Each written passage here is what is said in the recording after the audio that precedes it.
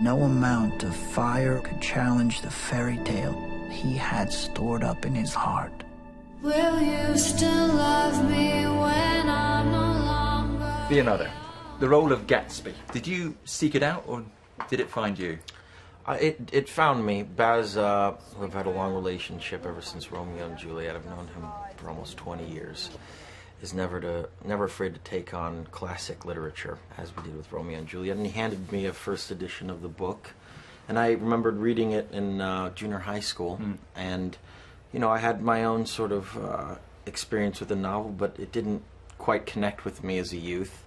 And I picked it up again, and after he told me he wanted to do a film version of it, and I was just blown away by the book. It took on so many different new meanings. It had so much more nuance than I remembered. And it's one of those iconic, you know, American novels that is, you know, woven into the fabric of our country in a lot of ways. Who is this Gatsby? He was a German spy during the war. Teddy Barton, Nick Carraway. A German spy? No. He's the Kaiser's assassin. I heard he killed a man once. It's true. Kills for fun, free of charge. He's certainly richer than God. It's kind of an iconic part as well. Absolutely. What did you want to bring to it? Well, for me, I remembered it being this very sort of traditional love story of this man that was obsessed with this woman named Daisy, but it's such an existential novel in a lot of ways. This guy is the eternal dreamer. He's a manifestation of his own dreams. And I looked at it as not a love story anymore, but kind of a man obsessed with a version of his past that he never got to complete, something that was missing. It's perfect. Even though this woman that was right in front of him was everything that he thought would complete him, she was just, you know, she was a relic of the past. She didn't really exist. Did you feel any pressure taking on the role? Was there any sense of a poisoned chalice? There's an enormous pressure with taking on the role, because I think what's so great about this novel and why people still discuss it, you know, nearly 100 years later, and still have arguments about, you know, the meaning of each sentence and each word and each bit of symbolism is because, you know, it's left up to the interpretation of you as a reader.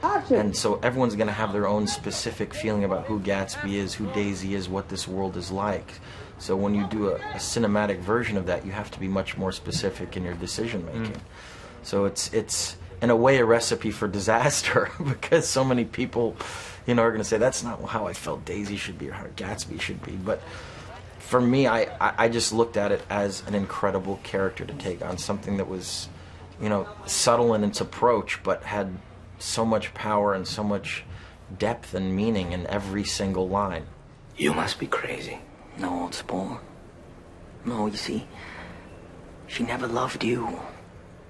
We would argue endlessly about what Fitzgerald meant for each of these sequences, and it's very voyeuristic. You feel like you're in the room with these people having these very intimate conversations. That was the power of Fitzgerald's word. But the truth is that we picked up this other novel, which was the predecessor to The Great Gatsby. It was called Trimalchio, and in that novel, you know, it's sort of the unedited version of The Great Gatsby, and a lot more of what Fitzgerald originally intended for these characters was in that novel. What's so great about The Great Gatsby is what's taken out, I think, and what's left for you as an audience to sort of interpret on your own.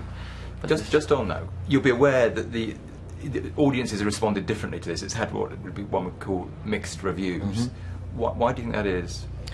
Look, the one thing that I've always learned in this industry is you go to make these films, you're off on location for months and months at a time. All you can ever do is try your best, and I know we did that for this film. And ultimately, whether people embrace it or tear it apart is so beyond anyone's control.